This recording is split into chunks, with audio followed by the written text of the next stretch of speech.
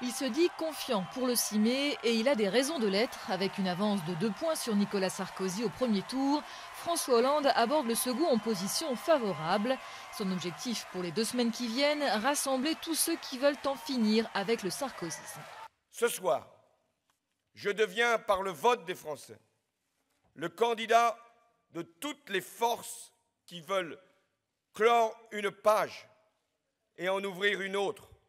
Le candidat PS peut déjà compter sur le soutien d'Eva Joly, de Philippe Poutou et surtout de Jean-Luc Mélenchon. Si le candidat du Front de gauche n'a pas fait le score que lui prédisaient certains sondages, ces 11% constituent tout de même un solide réservoir de voix pour François Hollande. Bien évidemment, le score de Jean-Luc Mélenchon est un atout pour François Hollande.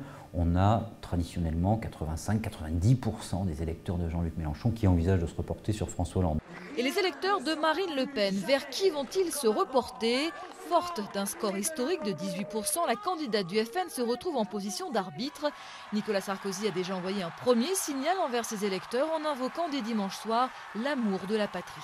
J'appelle maintenant tous les Français qui mettent l'amour de la patrie au-dessus de toute considération partisane ou de tout intérêt particulier à s'unir et à me rejoindre.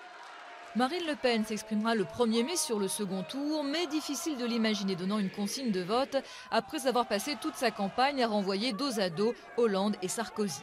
Et le report des voix entre l'UMP et le FN n'a rien d'automatique, loin de là. Ce sont 2 droites très différentes. Le Front National prospère aussi sur les désenchantements générés par la droite modérée.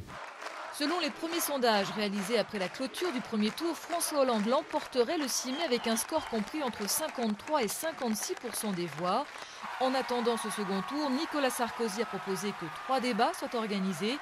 Une initiative aussitôt rejetée par François Hollande. Le candidat socialiste a été très clair, il y aura un débat et un seul.